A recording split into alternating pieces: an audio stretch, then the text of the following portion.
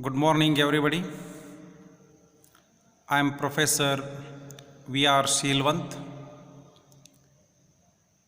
Electrical and Electronics Engineering Department, SDM College of Engineering and Technology, Dharwad. In this semester, for your class, I will be handling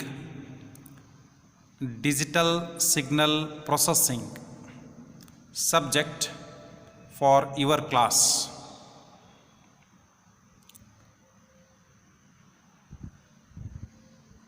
Digital signal processing subject is of 3 credits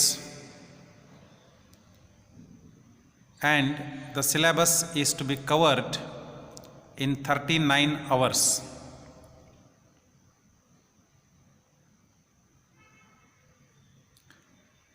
The prerequisites to learn this subject are engineering mathematics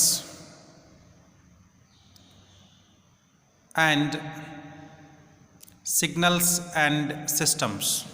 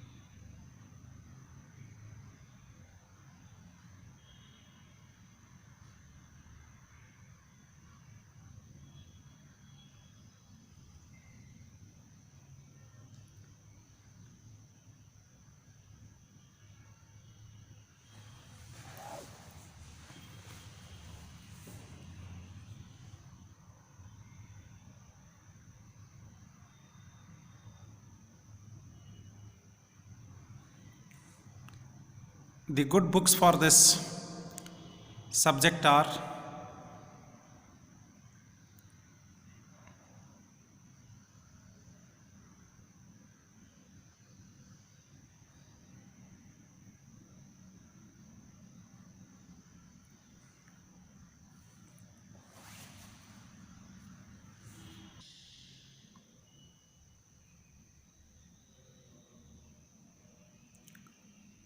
Prokis,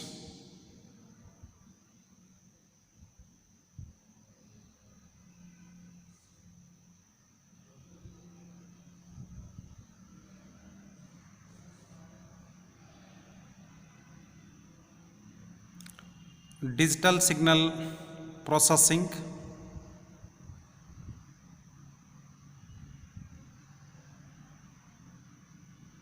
principle.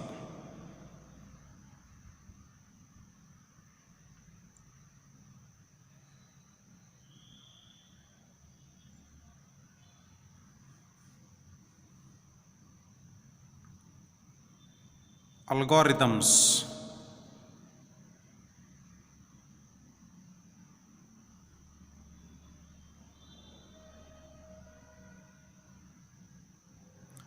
and applications.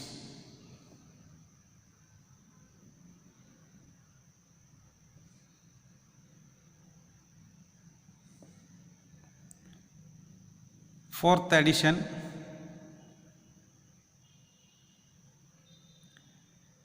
publication is by Pearson Education.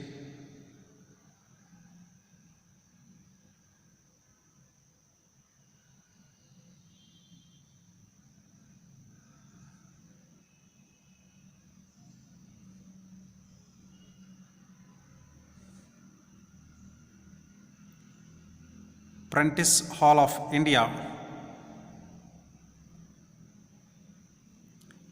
Year of publication 2007.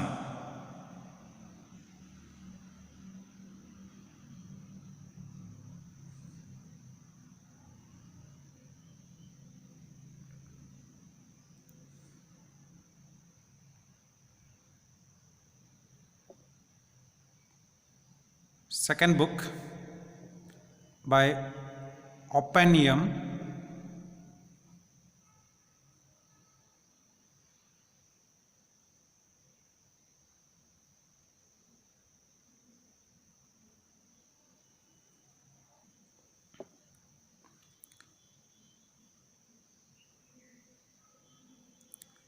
Digital Signal Processing,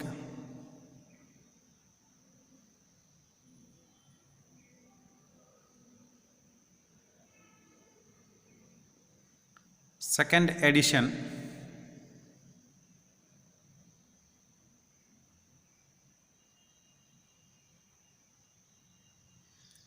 Pearson Education,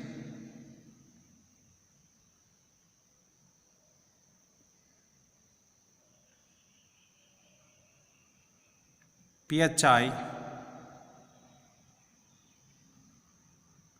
2008.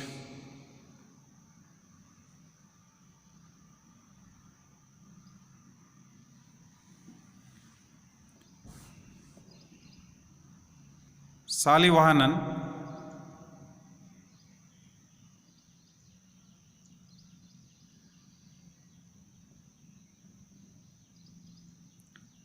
Vallavaraz,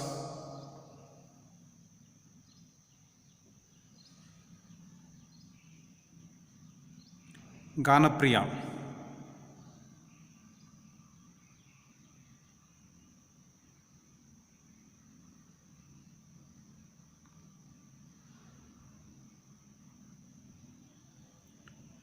Digital Signal Processing,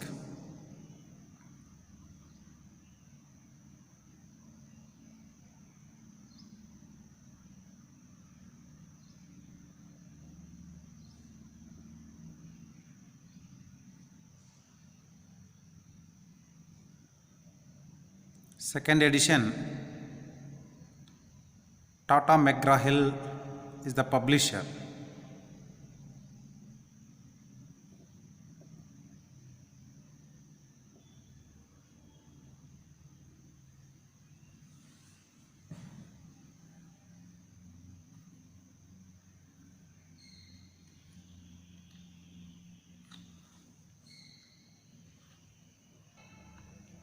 Fourth book is by I. Fisher,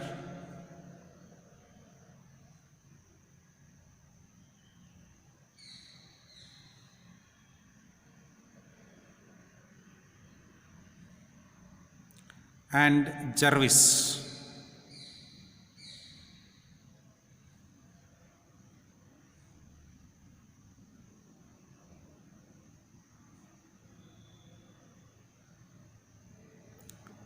Digital Signal Processing,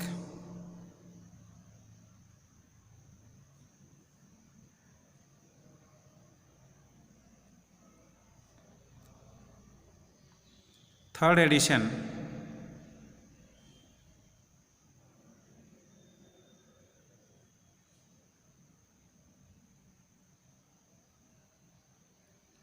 Pearson Education,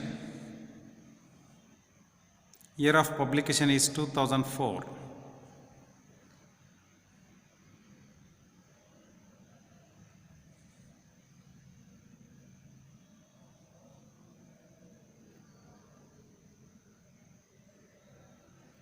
Last book is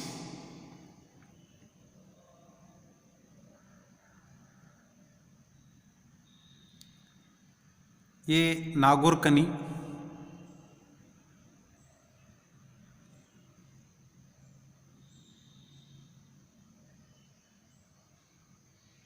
title is Digital Signal Processing,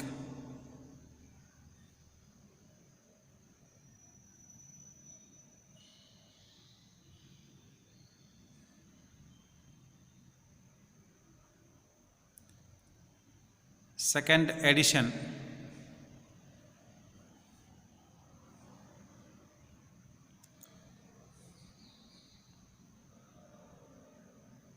Tata McGraw-Hill,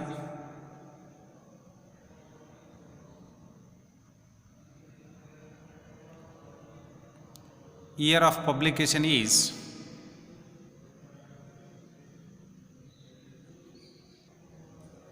2013.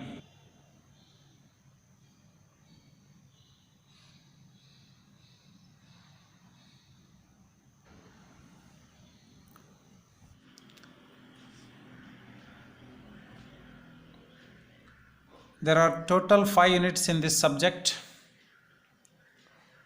In first unit you will be learning discrete Fourier transform, inverse discrete Fourier transform, properties of discrete Fourier transforms,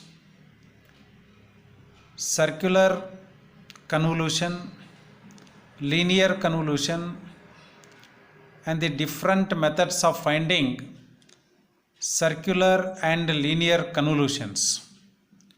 Also, you will be learning here convolution of one finite and other infinite duration sequence. And the first unit is to be completed in 8 hours.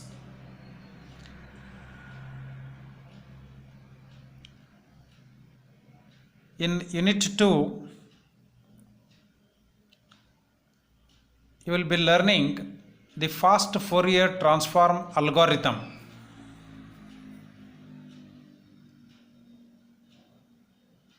There are 2 algorithms. One is decimation in time algorithm and another one is decimation in frequency algorithm. The second unit is also for 8 hours.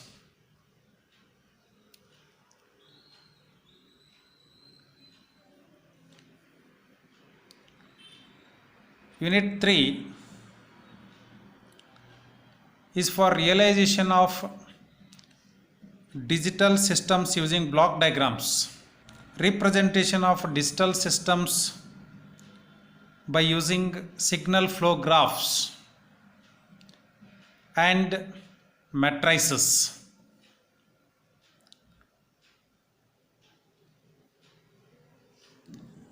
Unit 4 is to design IIR filters. IIR filter means infinite impulse response filters. To design IIR filter, will be using different types of transformations, and those transformations are impulse invariant and bilinear transformations. And also we will be using different functions to design filters. Those functions are Butterworth and Chebyshev functions.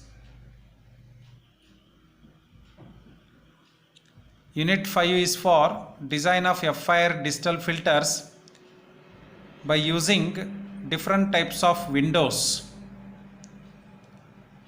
and the frequency sampling technique. After learning how to design FIR digital filters, at the end you will be learning the architectures of fixed and floating point DSP processors, and also you will be learning the applications of these two DSPs.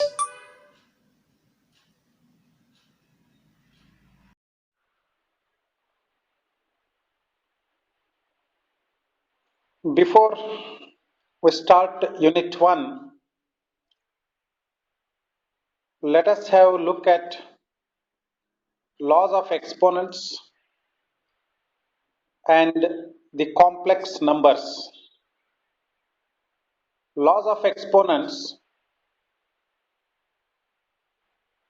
The first law of exponent is x to the power 1 is equal to x. Second law of exponent is x to the power 0 is equal to 1. X raised to minus 1 is equal to 1 over x.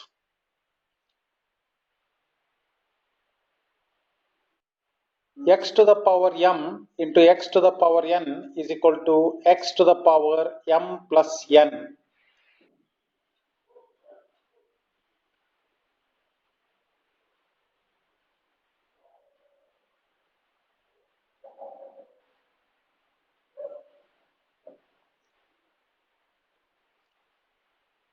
X to the power m upon x to the power n is equal to x to the power m minus n. X to the power m raised to n is equal to x to the power m into n. X into y whole raised to n is equal to x raised to n into y raised to n. X by y whole raised to n is equal to x to the power n by y to the power n. X to the power minus n is equal to 1 upon x to the power n. So these all laws of exponents must be remembered to understand the DFTs and the properties of DFTs easily, and also to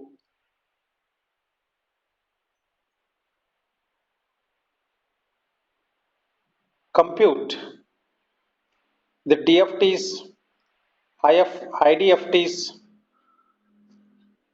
and to compute DFT, IDFT,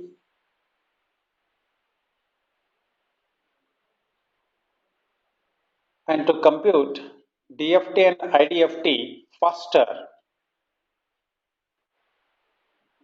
Next, we will have a look at complex numbers.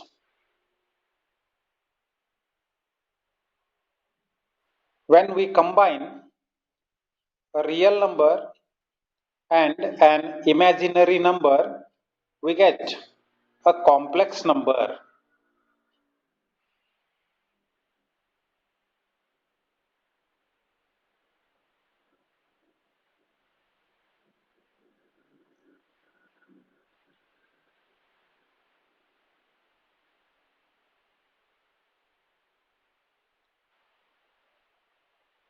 In a complex number,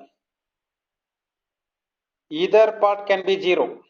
That means real part can be 0 or an imaginary part can be equal to 0. Let us look at such complex numbers. In first complex number, that is 5 plus 2i, real part is 5 and imaginary part is 2.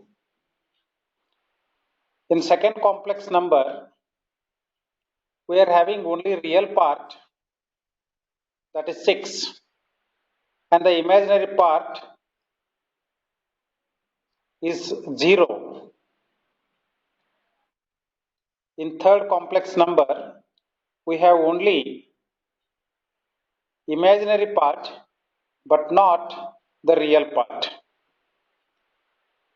But all of these are complex numbers.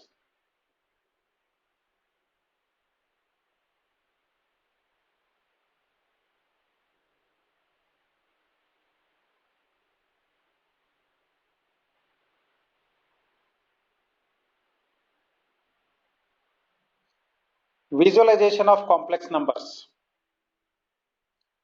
Complex numbers can be shown on a complex plane. Complex plane has got two axes. One is real axis and another one is imaginary axis at 90 degree to the real axis. So what you see here is complex plane.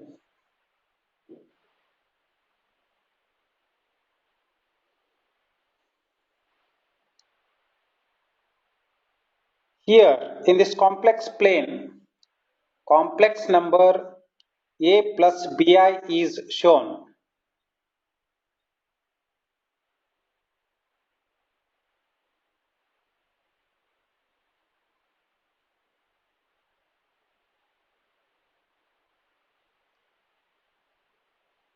Real part of it, that is a, is shown on real axis and the imaginary part of it, that is b, is shown on imaginary axis. The magnitude of complex number x equal to a plus bi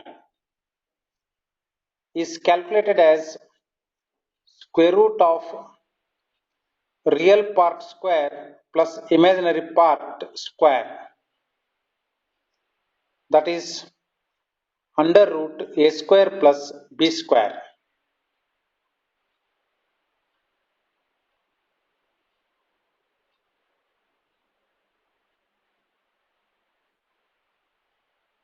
Now we will see complex numbers and trigonometry relationships.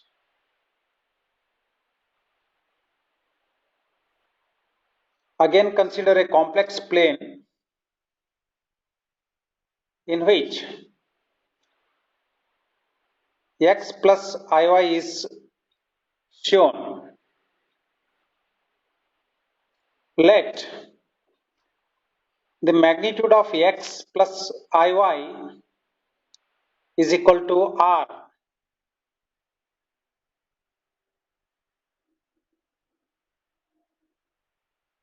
where r is under root x square plus y square. The angle between real part and the magnitude is called argument, and the argument theta is given by tan inverse of y by x. Here on this complex plane, x is nothing but the projection of r on real axis, that is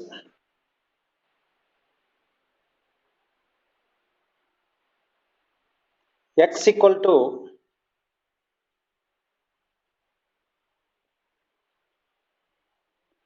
r cos theta and y is projection of r on imaginary axis, that is y equal to r sin theta.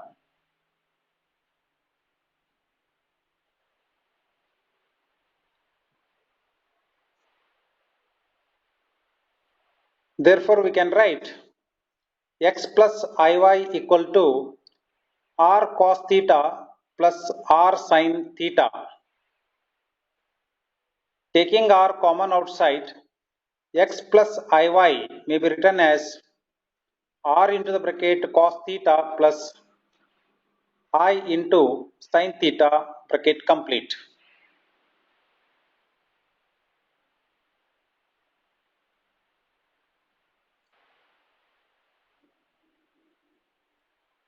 In exponent form, x plus iy is written as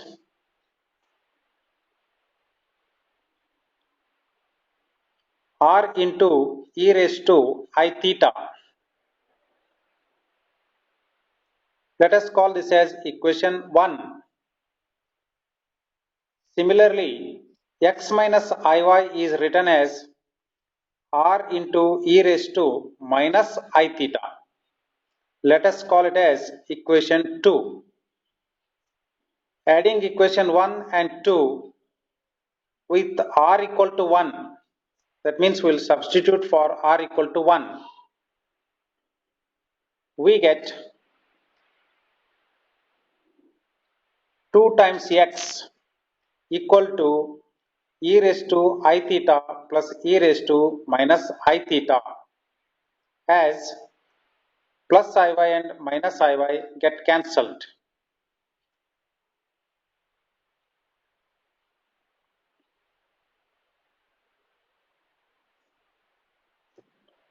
Simplifying,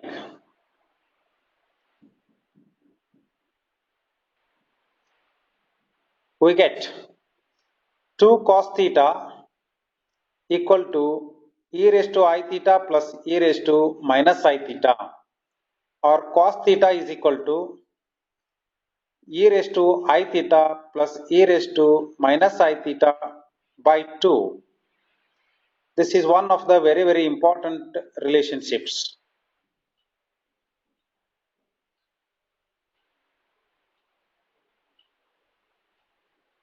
which we will be using in future.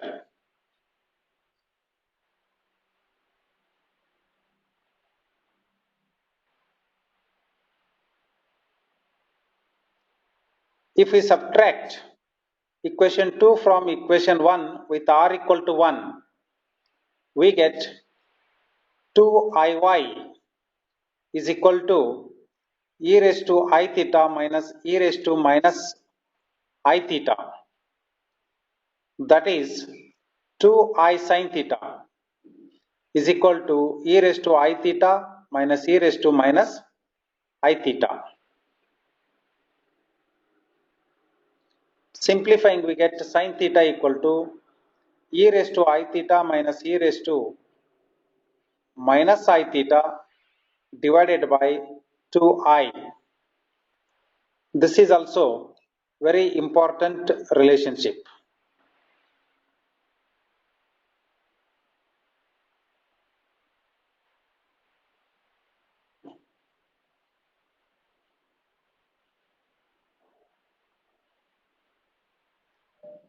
In addition to this, I hope that you all know I is equal to